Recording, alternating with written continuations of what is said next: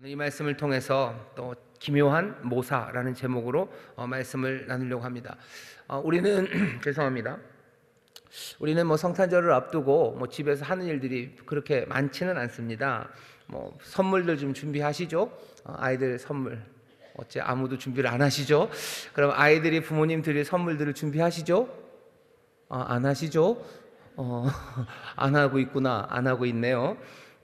우리는 성탄절이 와도 별 문화가 별로 없습니다.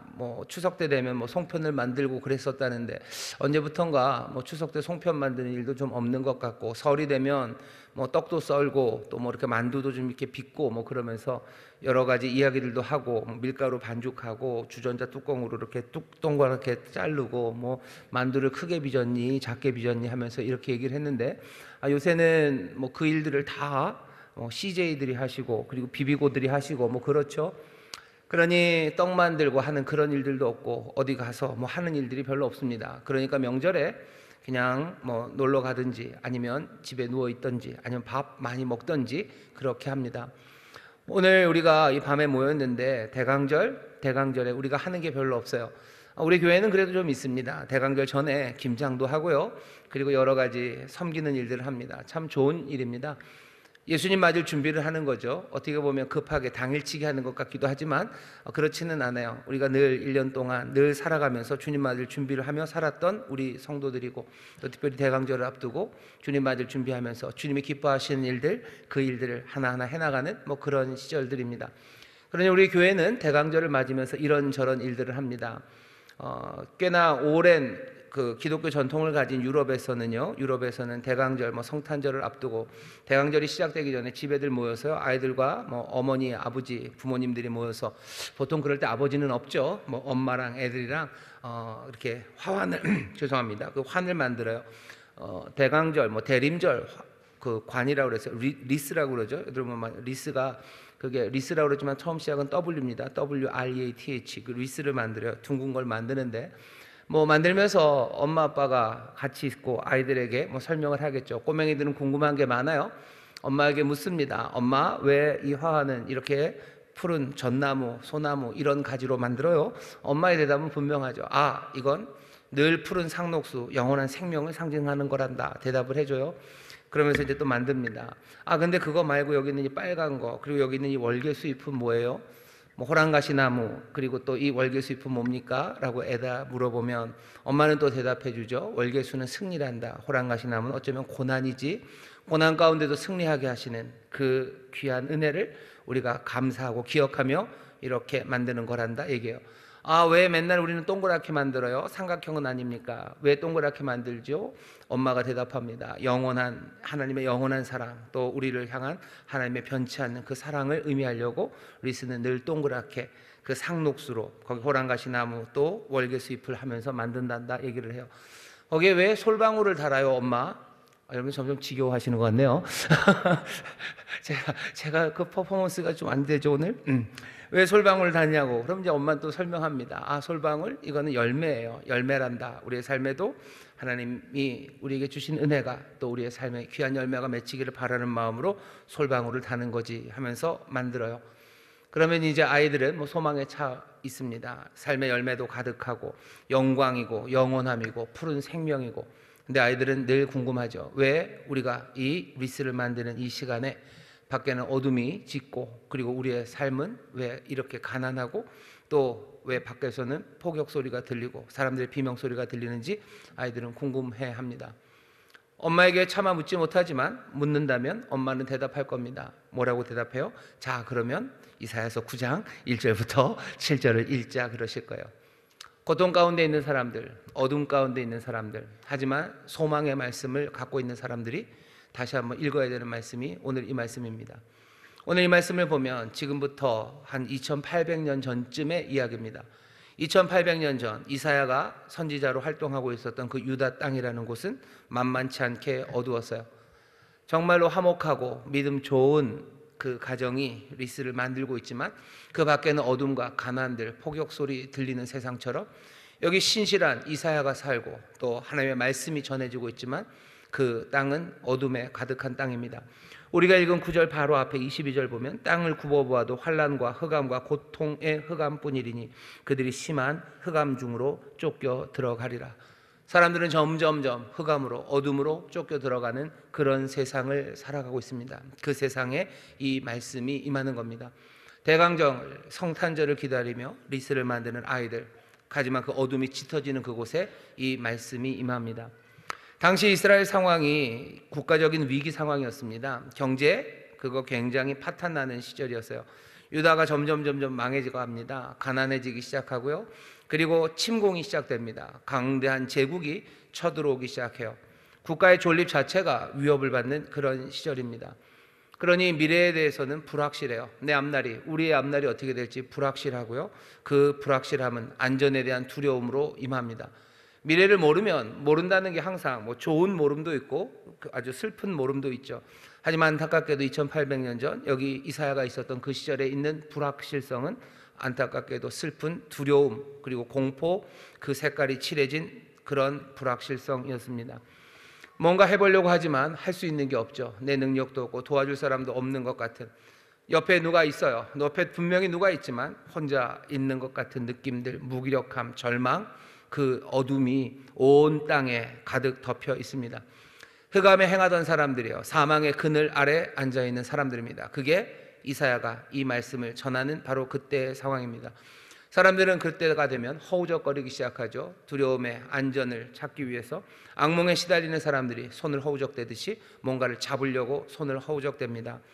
이 허우적거리는 사람들에게 하나님이 주시는 말씀이 오늘 우리가 읽은 9장 1절부터 7절까지 말씀입니다. 그들에게 하나님이 대답하셔요. 대답은 어떻게 합니까? 하나, 어깨에 그 정사를 맨 이가 올 거예요. 어깨에 정사를 맨 이가 온다. 이 얘기는 어깨에 정사를 맸다는 게 뭔가 묶여 있다는 뜻이 아니라, 정사라는 건 권세입니다. 권세와 통치, 그 모든 것들을 어깨에 담당한 사람이에요. 그러니 이 사람은 누굽니까? 왕입니다. 왕이 올 거다라고 대답을 하셔요. 사실은 2800년 전 이때 정말로 위대한 왕이 온다면 얘기가 달라지겠죠.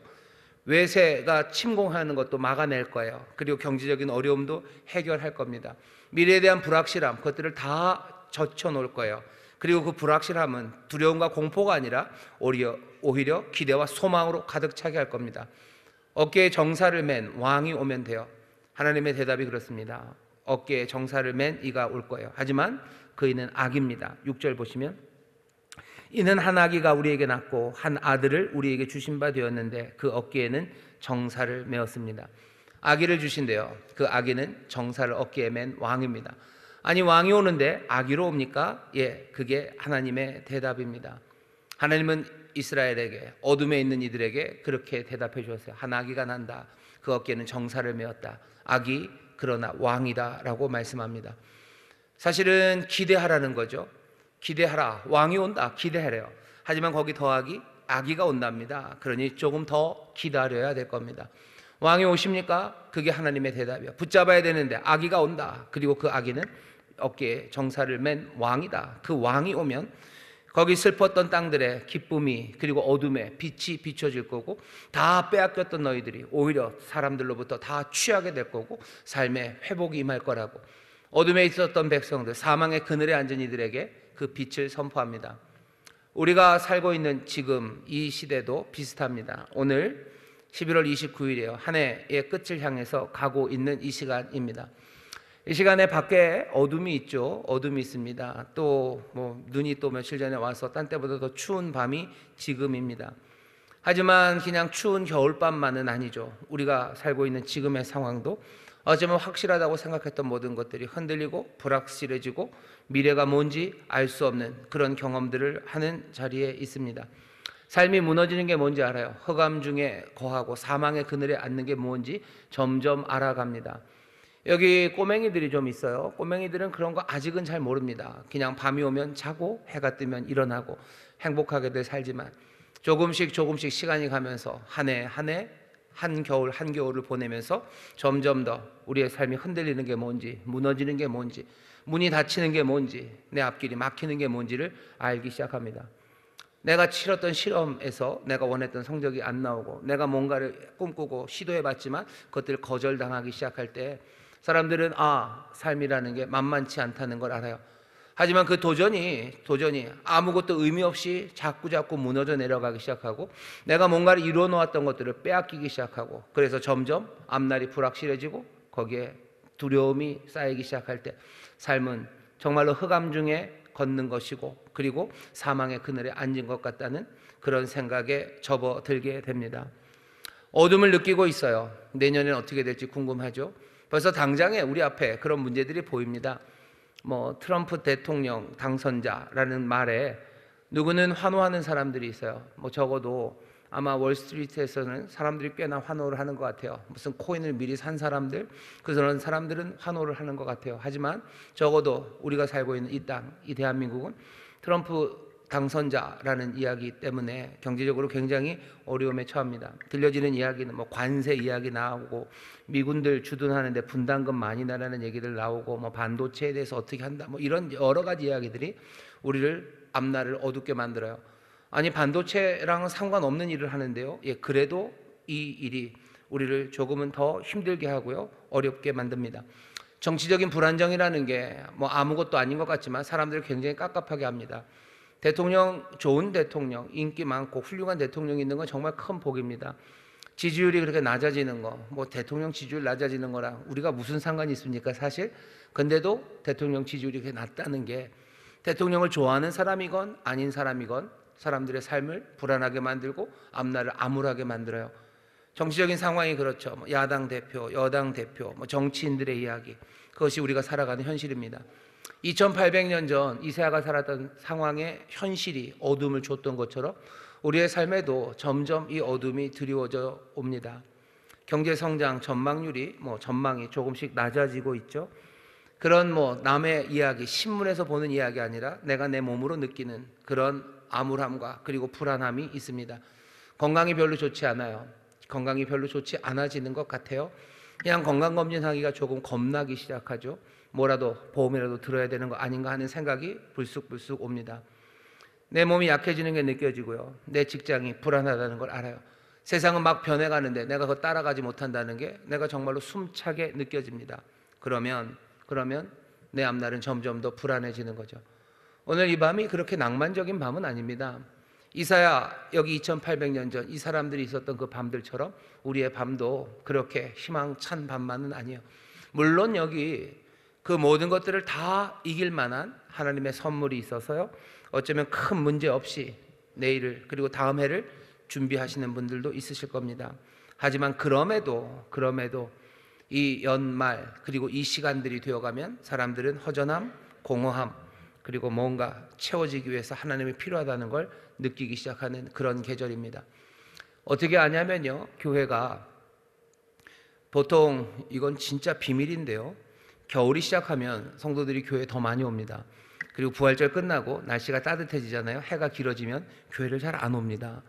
왜 그럴까요? 놀러 갈 때가 더 많아서이기도 하겠지만, 아마 겨울이 깊어지는 시간들이 되면요, 내 인생의 허무함 그리고 인생의 흔들림, 그것들에 대해서 더 깊이 생각하게 되는 것 같아요. 그래서 사람들이 교회에 더 옵니다. 더 와서 더 간절히 기도를 하죠. 오늘 여기 어쩌면 정말로 이 모든 상황에 어둠을 느끼는 이건, 아니면 조금은 덜 느끼는 이건, 우리는 같은 자리에 서 있습니다. 모두가 다 붙잡을 만한 뭔가를 찾아서 허우적대는 그런 상황에 우리가 있어요. 뭔가를 붙잡아 내 불확실함, 내 미래, 이 캄캄함에서 내가 뭔가를 붙잡을 수만 있다면 얼마나 좋을까 하는 생각으로 우리가 모여 있습니다. 하나님은 묘하게도 2800년 전이나 그리고 지금이나 하나님은 어떻게 하셔요? 같은 대답을 주셔요. 왜냐하면 2800년 전이나 지금이나 사람들은 같은 방식으로 허우적대기 때문입니다. 이 세상에 뭔가를 붙잡아야 되는 건 2800년 전 이사야 때나 그리고 지금 어쩌면 최첨단을 걷고 있는 우리나 마찬가지입니다. 그러니 하나님은 같은 대답을 주시는 거죠. 그리고 상황이 훨씬 더 큰 위기에 있는 사람이거나 아니면 좀 덜 위기에 있는 사람이거나 하나님은 또 같은 대답을 주십니다. 뭐라고 대답하셔요? 그냥 한 아기가 난다라는 대답을 주셔요. 어깨에 정사를 맨 한 아기가 날 거예요. 그 아기를 너에게 준다라는 게 하나님의 대답입니다. 우리가 붙잡아야 되는 건 이 아기예요. 이 왕입니다. 이 왕을 하나님이 우리에게 대답으로 주십니다. 오늘 이 어두운 밤 어쩌면 허우적거려 뭐라도 붙잡아야 되는 여러분들에게 주께서 주셨던 그 대답이 오늘 우리에게 그대로 들립니다. 그 정사를 어깨에 맨 왕, 그 아기를 우리에게 주십니다. 여러분들 이 아기를 영접하시고 붙잡으시기를 주의 이름으로 축원합니다. 옆에 있는 분들에게 얘기하셔. 우리는 이 왕을 붙잡습니다. 우리는 이 왕을 붙잡습니다. 이 왕을 붙잡습니다. 이 왕, 이 아기를 우리가 붙잡을 겁니다. 오늘 제가 전할 말씀은 여기서 조금만 더 설명을 하려고 합니다. 이 아기에게 이름을 준대요. 6절 잘 보시면 이는 한 아기가 우리에게 낳고 한 아들을 우리에게 주신 바 되었는데 그 어깨에는 정사를 메었어요. 왕입니다. 그리고 그 이름은 기묘자라 모사라 전능하신 하나님이라 영존하시는 아버지라 평강의 왕이라 할 것임이라. 이름이에요. 그분의 이름이 너무 길죠. 그냥 예수님 하면 좋은데 이름이 너무 길어요. 너무 길다고 뭐라 그러지 마세요. 우리나라에도 이름 긴 사람 있습니다. 김, 수한무, 거북이와 두루미 뭐 그렇게 긴 사람 있죠. 여기 예수님의 이름을 그렇게 주셨어요. 그렇게 주셨어요. 이게 이름이다라고 얘기하셔요. 오늘 이 이름을 볼 겁니다. 아마 우리가 성탄절이 오기 전까지 아마 오늘까지 4번의 금요 철야가 있을 거고요. 뭐 별일이 없는 한은 여기 있는 이 이름 4가지 하나하나 좀 살펴보려고 합니다. 왜 이 아기의 이름을 살펴보냐면요, 이름은 늘 중요하기 때문이에요.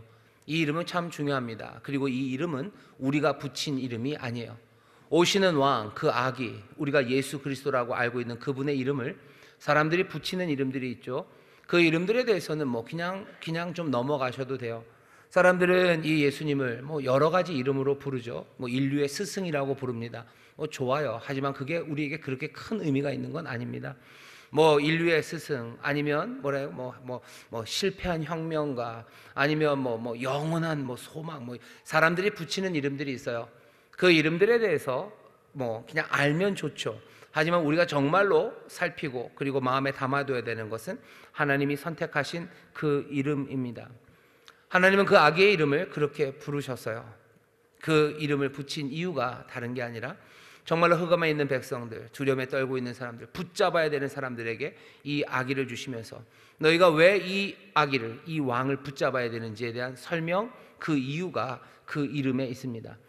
이 아기, 이 왕은 바로 이런 분이기 때문에 내가 너희에게 준다, 이런 일을 할 거기 때문에 내가 너희에게 준다라고 하나님의 긍휼하심으로, 우리를 향한 자비하심으로 우리에게 알려주시는 이름입니다.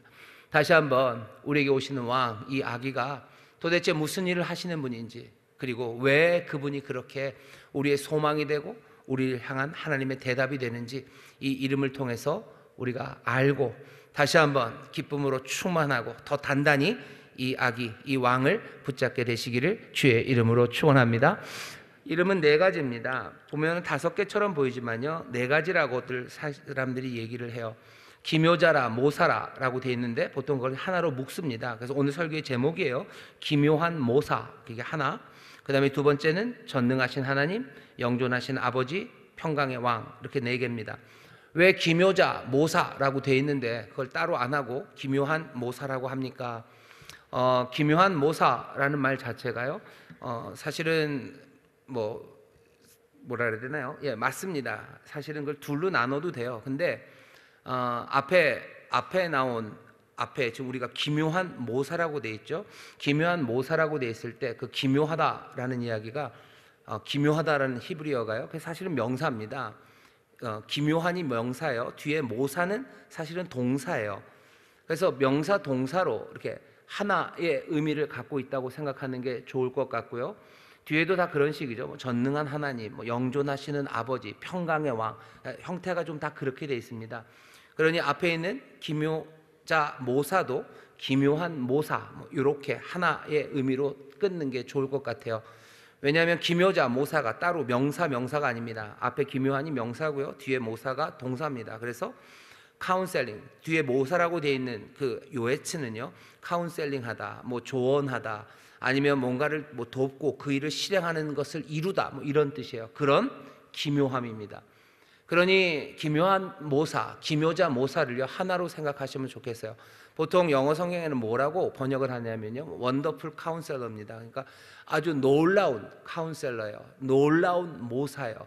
정말로 아름답고요, 그러니까 놀랍고, 그냥 놀랍고, 너무너무 놀라운 모사입니다. 너무너무 놀라운 카운셀러입니다. 너무너무 놀라운 도움이 되시는 분이에요. 그게 그 아기의 이름입니다. 아니, 우리 성도님들은 그냥 그렇게 이해하시면 좋겠어요. 기묘자라 모사라고 되어 있는데요, 그냥 하나로 묶어서 그분은 기묘한 모사입니다. 놀라운 카운셀러입니다. 그게 아기의 이름이에요. 자, 이 이름, 이 기묘한 모사, 이분이 어떤 분인지 우리는 좀 압니다. 아는 내용들을 한 번 더 확인해 보시죠. 이 아기가 어떻게 왔는지 우리는 압니다.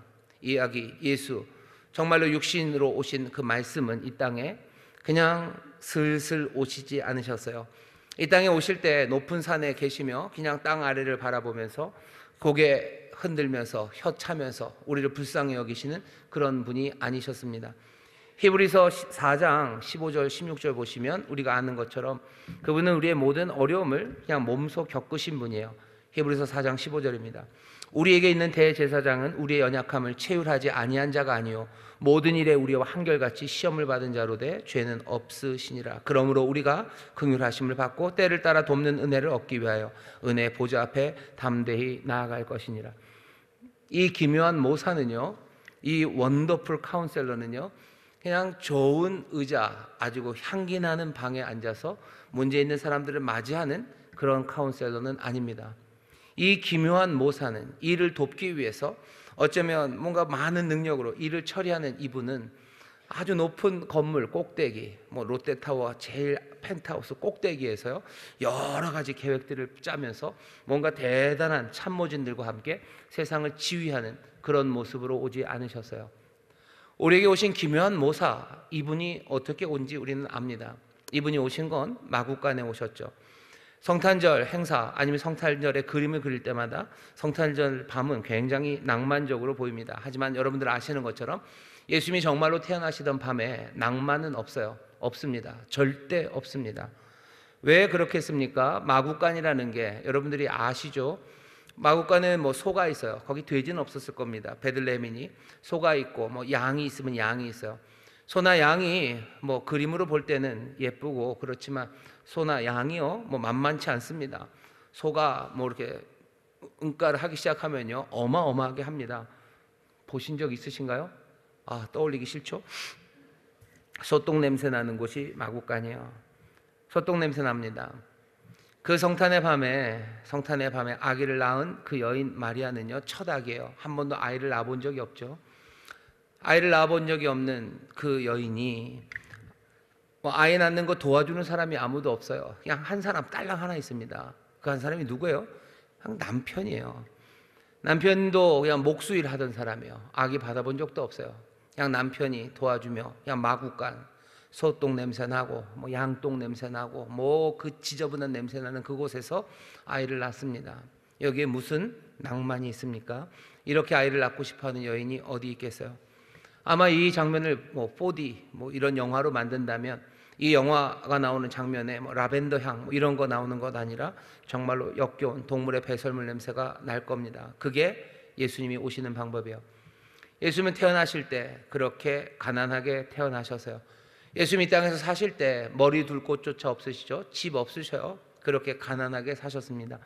예수님 돌아가실 때 가난하게 돌아가셨어요. 남의 무덤에, 아리마대 요셉이라는 남의 무덤에 들어가셨습니다. 사람이 얼마나 가난하면 남의 무덤에 들어갑니까? 사람이 얼마나 가난하면 마구간에서 태어나겠습니까? 예수님은 그렇게 태어나시고 그렇게 사시고 그렇게 죽으셨습니다. 예수님은 가난이 뭔지를 아셔요. 그리고 예수님 가난하게 사셨으니 지금도 그렇지만 가난한 사람들이 당하는 그 모든 수치들, 모멸들, 것들을 다 견디며 사셨습니다. 예수님이 우리의 기묘한 모사, 원더풀 카운셀러는요 이런 분이셔요. 이분은 우리가 살아가는 삶이 도대체 얼마나 어두울 수 있고 가난하고 그리고 지치고 모욕과 수치로 살아갈 수 있는지 몽땅 다 아시는 분이십니다. 직접 이 모든 것들을 겪으셔서요 최악의 고통이 뭔지, 최악의 상황이 뭔지 예수님 몽땅 다 아십니다. 그러니 원더풀 카운셀러, 우리의 삶을 하나하나 뭔가 인도해가고 우리의 삶을 새롭게 만드는 데 있어서 예수님은 원더풀 카운셀러예요. 기묘한 모사입니다. 그분은 우리의 모든 것들을 다 아셔요. 모르겠지라고 생각하지 마셔요. 이분은 다 아시는 기묘한 모사입니다. 내 옆에 사람은 모를지 몰라요. 내 부모님은 모를지 몰라요. 내가 사랑하는 그 사람은 모를지 몰라요. 하지만 예수님 기묘한 모사는 아십니다. 어둠의 세상을 살아가고요, 불안한 미래, 그리고 알 수 없는 흔들리는 삶을 살아갈 때 우리에게 가져다 주시는 그 왕, 그 아기는요 기묘한 모사이십니다. 우리는 그 이야기를 성경을 통해서 알아요. 오늘 이 밤에 그 왕이 우리와 함께 하시는데, 이 기묘한 모사가 함께 하시는데 우리의 삶의 모든 것을 아시는 그분, 바로 그 놀라운 주님이 우리와 함께 하심을 여러분들 기억하시기를 주의 이름으로 축원합니다. 우리가 붙잡아야 되는 분은 바로 그런 기묘한 모사입니다. 이분은 우리의 모든 것들을 채울하시며 우리의 모든 것들을 다 아실 뿐 아니라요, 아시는 데서 끝나면 그냥 그 정도일 거예요. 하지만 이 기묘한 모사, 이분은 어떤 분이시냐면요, 우리의 인생 그 어려움의 길을 아실 뿐 아니라 그 길을 지나가신 분이에요. 다 경험하셨어요. 다 경험하셨고 이제 그 길을 지나가게 하시는 기묘한 모사이십니다. 우리의 이 원더풀 카운셀러는 제가 상담하시는 분들을 비하하는 건 아닙니다. 하지만 그분들 하는 텔레비전에서 나오는 거 보면, 드라마에서 보면 그렇죠. 이렇게 좋은 의자에 앉혀놓고 얘기를 잘 들어주십니다. 잘 경청하죠. 그리고 시시때때로 아주 시기적절한 질문들도 하고, 그렇게 말이 오고 갑니다. 공감하고 또 뭔가 방향들을 제시해 주기도 합니다. 하지만 우리의 기묘한 모사, 이 원더풀 카운셀러는요, 그냥 우리의 이야기를 들어주시는 분만은 아니에요. 이분은 우리의 모든 것들을 다 이해하는 그 경험이 있으신 분이에요. 그리고 또 어떻게 하셔요? 그분은 해법을 찾아갈 지혜가 있으신 분이십니다. 기묘한 모사예요. 사람들은 심리 상담 아니면 누구한테 얘기할 때 이야기를 들어주는 것만 해도 고맙다고들 그러셔요. 좋죠. 없는 것보다 훨씬 더 낫습니다. 내 얘기를 들어주고 잘 들어주는 것만으로도 위로가 된대요. 하지만 거기서 멈추라고 그러죠. 거기서 뭔가 나갈 길을 알려주는 것에 대해서는 사람들이 그건 하면 안 된대요. 그 길은 내가 찾는다죠. 그 길은 내가 찾는다라고 얘기하는데, 그렇다면 뭐하러 찾아온 겁니까? 그냥 자기 스스로 알면 되는 거죠. 그래도 그 정도의 위로를 받아서 다시 일어서야 되는 것 아닙니까? 아니, 그건 그냥 어떻게 되는 거예요? 어둠에 주저앉아 있으라는 이야기죠. 어둠에 앉아서 한탄하고 살아가라는 거예요. 사망의 그늘에 앉아 있으라는 거예요. 어둠 가운데서 행하라는 거예요. 어둠 가운데 내 이야기를 들어주지만 난 여전히 어둠 가운데 걷는 거죠. 사망의 그늘에 앉아서 내 얘기를 들어주는 누군가가 있지만 난 여전히 사망의 그늘에 있는 거죠. 하지만 기묘한 모사가 되시는 예수님은 다르십니다. 예수님은 우리의 이야기를 들으시는 분 맞아요. 우리를 아셔요. 하지만 그게 끝이 절대 아닙니다. 이 기묘한 모사는요, 지혜로우셔요. 놀랍게 지혜로우셔서요, 해법을 아십니다. 해법을 알아내십니다. 그리고서는 그 해법, 그 길을 아시는 지혜뿐만 아니라 그 해법을 실행할 능력이 있으신 분이에요. 그분이 우리의 기묘한 모사입니다. 이 기묘한 모사를 여러분들 기대하십시오. 우리를 아시는 것 거기서 끝나지 않아요. 길을 보여주셔요. 하지만 이 기묘한 모사가 우리에게 보여주시는 그 길을 우리에게 알리시는 그 지혜를 여러분들 무시하시면 안 돼요. 이분은 기묘한 모사입니다. 이분의 지혜는 세상의 지혜와 다릅니다. 예수님이 우리에게 길을 알려주실 텐데요, 그 길이 어쩌면 세상에서 알고 있었던, 아니면 관습적으로 따랐던 그런 길들이라고 생각하면 오산이에요. 예수님이 우리에게 주시는 답들, 우리에게 주시는 해결책은요, 세상이 말하는 것과 전혀 다릅니다. 그러니 사람들이 늘 놀랐어요. 어떻게 이렇게 말씀하실까? 어떻게 이렇게 말씀하실까? 깜짝 놀라죠. 그러니 그분은 기묘한 모사입니다. 여러분 생각해 보세요. 세상에서 어떻게 답을 줘야 되는데, 세상이 관습적으로 얘기하는 여러 가지 가정들, 아니면 다들 알고 있었다고 하는 답들, 그 답과 전혀 다른 답을 예수님 말씀하셔요. 예를 들어 볼까요? 예수님 뭐라 그러십니까? 용서하라고 하시죠. 용서하라고 하셔요. 용서하래요. 용서하랍니다. 세상이 말하는 답과 달라요. 아주 그냥 끝까지 받아내야 되죠. 끝까지 받아내든지 아니면 어떻게 하든지 복수하든지 뭘 해야 돼요. 근데 예수님의 대답은 전혀 다릅니다. 그냥 용서하라고 하셔요. 내 삶이 슬퍼지고 내 삶이 어두워진 건 왜 그런 겁니까? 내가 당한 일들 때문에 너무 어려운데, 내 이 당한 일 때문에 이걸 어떻게 해야 될지 몰라서 나는 사망의 어두운 그늘 안에서 헤매고 있는데 예수님 뭐라고 얘기하셔요? 용서하라고. 너희가 용서받은 것처럼 그 용서받은 은혜 안에서 너희도 용서하라고 얘기하셔요. 세상이 말하는 가정과 전혀 다르죠. 누가 세상에서는 복이 있습니까? 마음이 청결한 사람은 복이 없어요. 마음이 어떻게 돼요? 마음이 뭐 간유리를 낀 것처럼 뿌얘야지 복이 있죠. 너무 자신을 다 드러내는 사람, 마음이 청결한 사람은 복이 있습니까? 아닙니다. 여기서 당하고 저기서 당할 뿐이에요. 여기서 털리고 저기서 털리는 거죠. 내가 가진 의도를 애매하게 가리고 내가 추구하려는 게 뭔지 계속해서 페이크를 줘야죠. 그래야 내가 스트라이크를 잡고, 그래야 내가 한 방을 제대로 먹이고 내가 한 방을 벌 수 있죠. 하지만 예수님 뭐라고 그러셔요? 아니, 하나님의 나라에서 마음이 청결한 자가 복이 있다고. 그들이 하나님을 보게 될 거라고. 마음이 청결하게 살라고 얘기하셔요. 세상이 말하는 방식과는 다르죠. 의에 줄이고 목마른 사람이 복이 있답니다. 그 사람들이 의로 배부를 거래요. 세상에는 의에 줄이고 목마르게 살면 안 돼요. 어떻게 살아야 됩니까? 의에 배부르게 살아야 되죠. 내가 채울 수 있는 것, 모든 의로운 만족들은 다 얻어야 돼요. 끝까지 쫓아가야 돼요. 하지만 예수님 뭐라 그러세요? 의에 줄이고 목마른 사람, 그 사람이 복이 있대요. 그냥 억울한 인간들이 복이 있대요. 마음이 온유한 사람이 복이 있대요. 마음이 온유하면 안 되죠. 독하게 마음 먹어야 되는 거 아닙니까? 자녀들에게 뭐라고 가르치셔요? 독하게 마음 먹어야 된다고. 독하게 마음 먹어야 된다고. 독하게 잘라내야 된다고. 독하게 떠나가야 된다고. 그래야 세상이 행복해진 거라고. 네가 행복해지려면 독해져야 된다고 말하죠. 예수님 반대로 얘기하셔요. 뭐라고요? 내가 복 있는 사람이 되려면 너희들이 독해지는 것 대신에 마음이 온유한 사람, 그 사람들이 땅을 차지한다고 얘기하셔요. 예수님이 지혜로 말씀하십니다. 지혜로 말씀하셔. 네가 얻으려고 욕심으로 살아가면 안 된다고. 너희들 다 줘야 된다고. 미랄이 땅에 떨어져 죽으면 생명이 거기서부터 나오는 것 아니냐고. 너 사랑하라고. 내가 너희를 사랑한 것처럼 그렇게 사랑하라고. 어떻게 사랑하셨는데요? 십자가 그 길을 걸어가는 것처럼 그렇게 형제들을 사랑하라고. 그래야 네 삶이 행복하다고. 세상이 말하는 우리에게서 삶의 길, 뭔가 문제를 해결하는 방식과 예수님의 방식이 너무 다르지 않습니까? 그러니 뭐예요? 이분은 기묘한 모사예요. 이분은 기묘한 모사입니다. 분명히 그분이 지혜로 우리의 삶을 이끌어 가실 거예요. 이 세상에서 어떻게 살아가고, 이 문제에서, 이 슬픔에서, 그리고 이 절망에서 어떻게 빠져나가는지 분명히 우리에게 보이시는 지혜가 있으십니다. 하지만 그분은 기묘한 모사예요.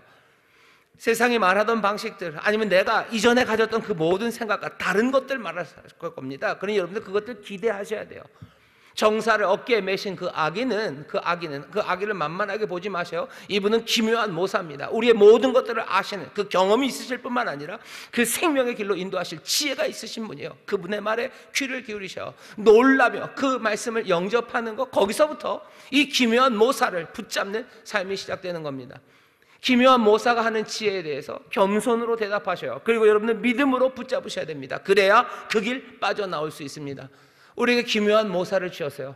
기묘한 모사가 오셨지만 붙잡지 못하면 우리의 허우적거림은 여전할 뿐입니다. 많은 사람들이 아기 예수, 아기 오시고 왕이 오시고 지금도 생생한 주께서 세상을 다스리지만 그 주님을 붙잡지 못하니 여전히 어둠 가운데서 행하고 사망의 그늘에 앉아있고 불안과 절망 가운데 어쩔 줄 모르며 사는 겁니다. 교회에 나와도 마찬가지예요. 교회에 나와 있어도 여전히 그 기묘한 모사를 내가 붙잡지 않는다면 나는 허우적거릴 뿐이죠. 왕은 왔고 어깨에 정사를 매는 오시고 그 아기의 이름을 우리에게 알리시며 이렇게 좋으신 분이다, 기묘한 모사시다. 그러니 너희는 이 기묘한 모사의 지혜를 따라서 너희 생명의 길로 나오라고 이 왕을 주시는 이 복된 소식과 이 복된 역사를 이루셨건만 사람들은 붙잡지 않는 겁니다. 기묘한 모사, 복된 분이셔요. 하지만 기묘한 모사를 여러분들 무시하지 마셔요. 이분의 하는 이야기에 잘 귀 기울이셔야 됩니다. 세상과 같은 이야기 하지 않으셔요. 이분은 왜? 기묘한 모사이시기 때문이에요. 이분의 지혜는 세상과 다릅니다. 이 지혜가 결국은 어떻게 확장되어 갑니까? 십자가의 지혜로 확장돼 가요. 세상에서 미련하고 어리석은 거지만 이것이 내게 진리고 우리의 진리고 우리가 붙잡아야 되는 진리가 됩니다. 십자가의 진리로, 십자가의 지혜로 우리를 이끌어 가셔요. 그러니 이 기묘한 모사가 다스리는 세상에서 이전에 로마가 행했던 모든 일들은 어리석은 거예요. 그것이 어리석습니다. 세상이 관습적으로 생각했던 그 모든 가정들, 세상이 관습적으로 붙잡았던 모든 지혜들은요, 그 십자가의 진리와 그 지혜, 이 기묘한 모사가 우리에게 주시는 말씀에 비하면 몽땅 다 어리석은 길이 되는 거예요. 어리석으니 죽어가는 겁니다. 알지 못하니 죽어가는 거죠. 그러니 기묘한 모사가 우리에게 오셔서 우리를 생명의 길로 인도하시는 그 놀라운 왕이심을, 그 하나님의 선물이심을 여러분들 믿고 붙잡으시기를 주의 이름으로 축원합니다. 주의 이름으로 축원합니다. 좌우에 계신 분들에게 얘기하시오. 지혜로 우리를 인도하십니다. 지혜로 우리를 인도하십니다. 또 한번 확인하세요. 이 지혜는 깜짝 놀랄 지혜입니다. 이 지혜는 깜짝 놀랄 지혜입니다. 왜 깜짝 놀래요? 우리가 알고 있던 관습적인 것과 전혀 다르기 때문입니다. 그러니 다른데 두리번거려서 이 지혜를 알 수가 없어요. 다른데 두리번거려서 이 생명의 길, 살 길을 찾을 수 없어요. 오직 그분이 우리의 길과 진리와 생명이 되십니다. 그러니 그 지혜에 귀를 기울이셔. 그 지혜를 붙잡으십시오. 복된 일을 우리에게 행하셨어요. 그것들을 영접하는 사람이 복이 있습니다. 겸손하게 붙잡으시고 믿음으로 여러분들 영접하시기를 주의 이름으로 축원합니다. 이 지혜는 지혜로 끝나지 않으셔. 길을 깜짝 놀랄 길을 알려주실 뿐만 아니라요, 이분은 깜짝 놀랄 뭐가 계셔? 능력이 있으신 분입니다. 예수님이 이 땅에서 약하고 가난하게 사셨죠. 그러면서 지혜를 우리에게 알리셨죠. 하지만 그것만은 아니십니다. 이 오신 왕, 오신 아기로 오신 이분은 정말로 강력한 기적을 이루셨던 분이에요. 이분이 행하신 놀라운 일들을 보십시오. 복음서 예수님이 하신 일들을 보셔요. 오병이어 5천 명의 배고픈 사람들을 먹여요. 눈 멀어 보지 못했던 사람들을 보게 하셔요. 귀신을 쫓아내십니다. 예수님 어떤 분이셔요? 능력이 많으신 기묘한 모사입니다. 이 능력 많으신 분을 잘 보셔요. 근데 이분의 능력이 대단하시죠. 근데 이분이 그 놀라운 능력을 어떻게 사용하십니까? 사람들 눈을 즐겁게 하려고 엔터테이너로 오신 거 아니에요. 사람들의 이목을 끌겠다고 하시는 것 아니에요. 동네 약장수가 오죠. 그러면은 뭐예요? 그냥 뭐 벽돌도 깨고 무슨 뭐 불도 먹고 막 이래요. 예수님의 능력이 사람들의 이목을 끄는 동네 약장수가 하는 일이 아니에요. 사람들 즐겁게 해주려고 하나님의 능력이 여기서 발휘되는 것 아닙니다. 자신이 얼마나 센 사람인지를 보이려고 예수님 능력을 발휘하신 것 아니에요. 예수님이 약함으로 오셨어요. 연약함으로 오셨어요. 하지만 이분이 하신 그 모든 능력은 뭡니까? 이 모든 능력은 뭡니까? 이 모든 능력들, 이 기적은요, 다 문제에서 시작된 겁니다. 예수님 사람들 줄 세우고 뭐 뽑기 하는 것처럼 뭐 당첨된 사람한테 소원 하나씩 들어주겠다. 아니면 갈릴리 호수에서 무슨 텐트 하나 쳐놓고 뭐 무리를 뭐 10m 걸어가는데 뭐 한 데나리온, 100m 걸어가는데 10데나리온 그렇게 받으면서 그 일 하지 않으셨어요. 예수님이 5천 명을 먹이실 때는 배고픈 사람들 먹이신 겁니다. 눈먼 사람을 왜 고치셨어요? 눈먼 사람, 보지 못한 그 삶의 문제를 해결하기 위해서 고치신 거예요. 그냥 귀신 들린 사람, 나는 귀신 쫓아내는 사람이다라고 현수막 걸지 않으셨어요. 만나는 귀신 들린 사람들마다 귀신 쫓아내시며 그렇게 예수님은 그 문제 속으로 걸어 들어가신 겁니다. 예수님이 기적을 행하신 것, 왜 그래요? 모두 다 문제 있는 바로 그곳에서 시작하신 일입니다. 기적적인 능력으로 뭐 하셔요? 상황을 바꿔내시는 겁니다. 예수님은 기묘한 모사셔요. 그분의 능력은요, 한이 없으십니다. 기묘한 능력을 가지신 분이셔. 이 능력이 만들어내는 건 뭐겠습니까? 세상이 갖고 있는 할 수 있다 그리고 할 수 없다의 모든 카테고리를 다 뒤집어내시는 능력이에요. 그러니 이분은 기묘한 모사입니다. 그냥 능력이 아니에요. 이분의 능력은 기묘한 능력입니다. 세상이 할 수 있는 것을, 할 수 있다고 생각하는 것을 그것 하시는 분이 아니셔요. 예수님은 어떤 분이셔요? 세상에서 할 수 없다는 것들, 그것들과 할 수 있다는 것들을 뒤집기 시작하시는 분이 예수님이십니다. 가난한 사람들은 배부를 수 없다고 말하는 그 세상에 하나님의 놀라운 능력으로 기묘한 모사는 그 배고픈 사람들을 먹이십니다. 어디에 묶이고 비굴함이 아니라 하나님이 먹이셔요. 눈먼 사람은 볼 수 없다고 그렇게 말하는 그 세상에서 예수님 어떻게 하셔요? 아니요, 눈먼 사람 볼 수 있게 합니다. 할 수 없었던 것들을, 세상은 할 수 없다고 생각했던 것들을 할 수 있는 걸로 바꿔내기 시작하셔요. 살 수 없었던 것도 뭐가 있습니까? 집 나간 탕자는 아버지께로 돌아올 수 없어요. 아니, 할 수 있습니다. 할 수 있습니다. 죄인은 죽어야 돼요. 죄인은 살아날 수 없습니다. 아니, 죄인이 살아나게 하시는 거예요.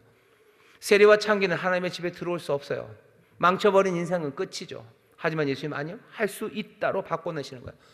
하나님의 능력이, 이 기묘한 모사의 능력이 뭔지 보세요. 능력, 세상에서 능력은 세상에 할 수 있다는 걸 하는 것이 능력입니다. 그죠? 하지만 예수님은 기묘한 모사세요. 그분의 능력은 세상의 능력과 다릅니다. 여호와 하나님께 능치 못할 일이 있겠느냐라고 물어요. 능히 하지 못할 일이 있으시겠느냐? 그 얘기가 무슨 뜻입니까? 세상이 생각했던 할 수 있다, 할 수 없다를 몽땅 다 바꿔내시는 거예요. 그렇게 상처 많은 사람, 그렇게 상처가 많아 골마 터진 사람이 정말로 아름다움으로 살아갈 수 있냐? 못하는 거죠. 근데 예수님은 달라요. 상처 많은 어린 시절에 무슨 학대받고 어린 시절에 가난했고 또 어린 시절에 정말로 엉망이 되었던 인생은 이제는 삐뚤어질 수밖에 없죠. 할 수 없는 인생이죠. 하지만 주께서는 그 삶을 하나님의 자녀로 아름다운 인생으로 정말로 사랑과 긍휼이 가득한 사람으로 바꿔내십니다. 할 수 있습니다. 엉망이 된 가정, 이미 끝나버린 가정은 다시 화목함을 이룰 수 있습니까? 안 되는 거죠. 할 수 없죠. 하지만 예수님은 달라요. 예수님은 할 수 있습니다. 이분은 기묘한 모사예요. 이분은 원더풀 카운셀러예요. 모든 지혜와 그 능력으로요, 이걸 기묘하게 놀랍게 바꿔내시는 거예요. 하나님의 능력은 그렇습니다. 하나님의 능력은 그래요. 여호와께 할 수 없는 일이 있겠느냐? 능치 못함이 있겠느냐? 할 수 있거든이 그게 무슨 말이냐? 믿는 자에게 능치 못함이 없느니라. 예수님 늘 그렇게 말씀하시는 기묘한 모사입니다. 우리의 삶에 할 수 없다고 생각하는 거 많으시죠? 이건 할 수 없는 일이에요. 나는 세상에 할 수 있다고 하는 거 그거 하겠어요 라고 말하는 사람들, 어쩌면 그 안에서도 소망을 갖고 살아나갈 수 있는 사람들은 어쩌면 그 길을 걸어갈 겁니다. 하지만 정말로 할 수 없다 여기에 묶여서 내 삶이 아무것도 아니라는 사람들, 이 절망에 있는 사람들, 그들 중에는 주를 향해서 손을 내미는 사람들이 있어요. 기묘한 모사를 붙잡으십시오. 기묘한 모사, 이 예수 그리스도를 붙잡으세요. 그분은 능력 많으셔요. 우리를 정말로 할 수 없는 그곳에서 할 수 있는 곳으로 바꿔내십니다. 방법은 똑같아요. 겸손하게 나는 할 수 없다고 얘기하셔야 돼요. 어거지로 우기지 마셔요. 내가 할 수 있다고. 아니요, 세상이 말하는 그곳에서, 나도 그곳에서 내가 할 수 있다로 갈 수 없죠. 하지만 여기는 이 기묘한 모사가 우리로 하여금 할 수 없는 영역에서 할 수 있는 영역으로 우리를 바꿔내기 시작합니다.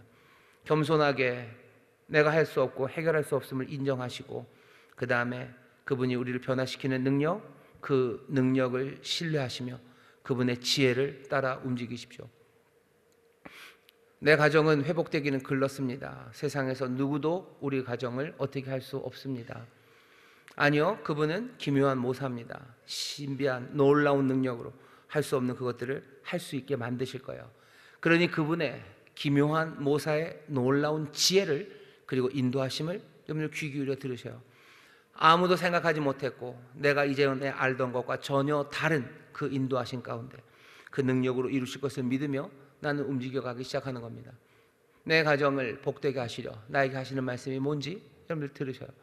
내 인생을 다시 한번 일으켜 세우시려 주가 나를 어찌 인도하시는지 그 말씀에 귀를 기울이시고 믿음으로 영접하시며 한 걸음 한 걸음 따라 걸어가시는 겁니다. 염려하지 마셔. 주님은 우리의 아픔을 아셔. 완전히 망가진 삶이 무엇인지 예수님 아십니다. 그 예수님은 기묘한 모사가 되셔서요, 하나하나 우리에게 길을 알리시며 또 능력으로 역사하십니다.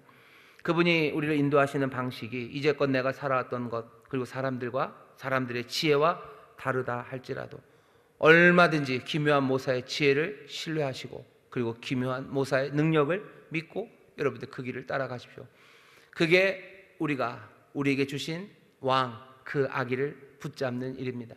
여기에 하나님의 역사가 일어납니다. 하나님 열심으로 이 일을 이루실 거예요. 긍휼, 공의, 하나님의 의가 가득한 세상, 어둠에서 빛으로 나오는 그 세상을 이루시려고 뭐 하신 거예요? 이 왕을, 이 아기, 이 기묘한 모사를 주셨습니다. 우리에게 주신 이분 붙잡으십시오. 여기 죄와 싸우시는 분들이 있으셔요. 죄에서 나는 헤어나올 수 없다고. 아니요, 이 기묘한 모사를 믿으십시오. 이분은 죄인들의 친구로 오셨어요. 죄인들의 친구로 오셨고 이 죄인들을 의의 길로 인도하실 분입니다. 죄와 싸우시는 것뿐만 아니라 어쩌면 지난 날의 실수를 후회하면서 바꿔지지 않는 내 삶, 정말로 내 실수 때문에 망쳐버린 것 회복할 수 없다고 생각하는 사람들 아닙니다. 이 왕은, 이 아기는 만물을 새롭게 하시는 분이세요. 모든 것을 새롭게 합니다. 누구든지 그리스도 예수 안에 있으면 새로운 피조물이야. 보라, 이전 것 지나갔으니 새 것이 되었도다고 그 능력으로 지혜로 우리를 새롭게 하십니다. 후회 많은 삶들, 내가 가슴을 치고 끌탕으로 살아가는 그 삶들, 다시 한번 이 기묘한 모사를 붙잡으십시오. 영원한 삶, 그것에 대해서 늘 허전함을 느끼고, 영원한 삶에 대해서 뭔가 허전함, 두려움, 쓸쓸함, 그것 때문에 의문을 품고 있는 사람들, 이분이 길이고 이분이 진리고 이분이 생명입니다. 겸손하게 내가 영원한 삶을 누릴 수 없음을 인정하시고, 여기 우리에게 주시는 이 길과 생명을 정말로 믿음으로 붙잡으십시오. 내 삶에 어떤 일을 기묘한 모사가 이루실지 하나하나 보아가기 시작하셔.